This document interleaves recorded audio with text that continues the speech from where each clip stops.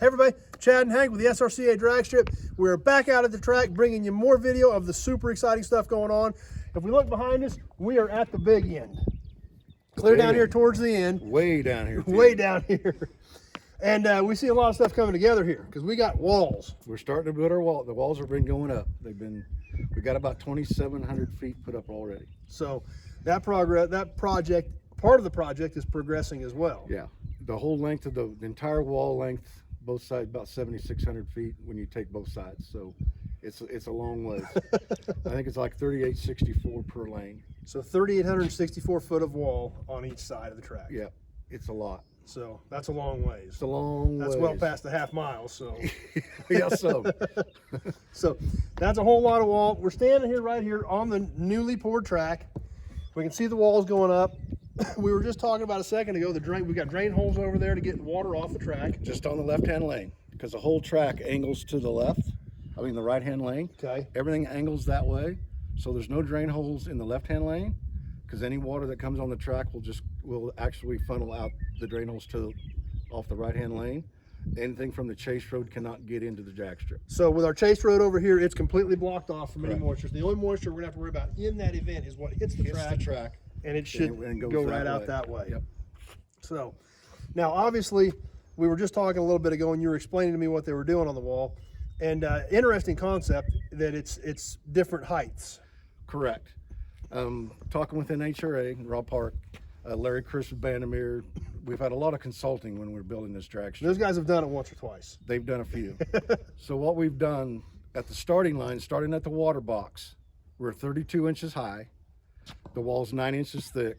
There's a rebar reinforcement every 18 inches into this wall, and then it's also drilled down to the substructure in the track that was built in when we designed the track to grab into that. So that's the only rebar in this concrete is underneath that wall. So all them ties are tied into it. So we started at 32 inches. Right as you pull into the water box is 32 inches. As you get to the 1,000 foot, right at the 1,000 foot, it will go to 44 inches. And then from there, it will carry on to like about not quite 5 feet past the finish line. Then it will be 48 inches. It's gonna be 4 foot. And that's what we're seeing now carries all the way out till we exit the track. So when those big cars are going out the back door, they've got a lot of wall to keep them contained in the event of something happening. Right, and that was our whole game plan, was to keep everybody safe. The old Jersey barriers had a tendency to ramp a car. These are flat-faced on both sides. We've had a lot of people involved in designing this wall, from Larry to Rob Park. We've had people, the Suchies, they've all got together and go, how do we want to build this wall to make it so you can't go through it? So this is the comp system. This is what we came up with, and the guys doing it, they're good at what they do. This wall is straight. Well, obviously we can come over here and check this out, and we can see it is just flat, straight down. There's no angle to anything. Obviously on our Jersey barriers, we can still see them back over there. There was a slight angle. Right. And if you want to buy one, they're for sale. Yeah, if you need some, we've still got plenty of them in stock. We'll sell them. But if a car, for some reason, something breaks, they go out of control. When they slide over, if they hit this wall, it's just flat against the concrete. Right. It's just to keep them contained in the track, where they're safest. They're contained in the track, not going over the wall. There's probably going to be some body damage if you slide into this, but that's way better than ramping or getting over it and getting into the dirt and rolling things like that. So leaving the drag strip and actually rolling the car. That's worst case. So this is the best containment system that NHRA has come up with. For our track, this is what we built. I think the NHRA and the National Event Tracks we kind of mirrored what they've done. And obviously you can see it's 4 foot. It's a ways up there. Yeah, I'm not crawling over it. But really exciting that all the thought that went into this for the safety of all the racers.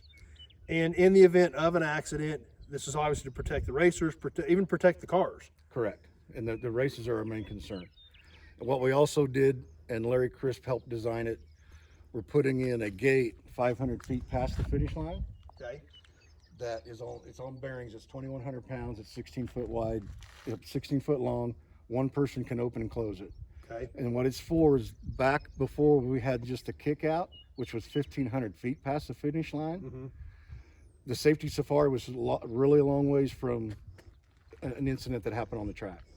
So talking with Rob, talking with Larry Crisp, they go, we'll design a wall, a gate, a swinging gate that then you can put down closer to the finish line. So I talked to Rob and said, what's optimum? Where do you want it? And he went back and he consulted with their people. They said 500 feet. So now we'll have a gate at 500 feet, an opening, instead of 1,500 feet, which was actually just an opening in the wall, which we never really cared for because it's still a blunt edge. But Right. That's all gone now. And this is obviously a very heavy duty gate designed. It's designed to take an impact. Worst case scenario. Worst case scenario. It's designed to take that impact. So, and that's what we're building into the left-hand lane wall. So once again, for racer safety, they will have quicker and easier access in the event of something should happen. Yeah. They're 1,000 foot closer than what they were before. Okay. And if we look back here, we can see what's going on as they're working on this wall. Obviously this is poured, and now we can see where they're actually going together with the structure. Right. They have one more row of rebar to add. They're still waiting on steel to come in. Of course, steel's getting hard to get. So what they've done inside, like I said before, the only rebar in this concrete is underneath where this wall is setting on. So they went like every 24 inches, they bored down to that, epoxied into that rebar down into there, and then they'll form this, and then they do a single pour, like 300 and some feet at a time. It's really impressive to watch. So we've even still got one of their forms up there that they'll tie right off. They'll tie right in. Yeah, they'll clean it up, tie into it, and then keep going. So you can look back, you can look down the wall, you can look down the wall. It is straight. It's really impressively straight. So let's head over this way. We've got a big chunk of the wall poured, and kind of give you a better look at that. But that's the thought process. That's how this concept came together from years of NHRA operating racetracks, what they've learned, how they've learned the best possible safety procedures to make it as safe as possible for racers, especially with these cars at 250 and these top fuel cars at 300 miles an hour. They've learned this is what it takes to keep everybody safe. Yeah, it's just like the rule book used to be 10, 12 pages. Yeah. Now it's a very thick, and like Bob Blackwell with NHRA, the head tech, the book was written in blood. So those rules are in there for a reason. And unfortunately, we've got all those decades of, some of them tragedy, but some of them just minor details, to come to what they have developed and what is going into place here right now in 2021. 2021. That's so correct. We can see here we've got a ton of wall poured. We can look straight down this thing, and there's not like any deviation at all there, is there? It is a straight wall. It is very straight. We're very happy with the progress and what they've done. So that's what's coming together with the wall. Stay tuned. Tons more stuff coming up. Lots more cool content. Appreciate you watching. If you're on Facebook, please share this video with your other racing friends. If you're on YouTube, please be sure to check out our channel. Give us a subscribe and check out what we've got going on with all the other videos we've been posting of the track progress.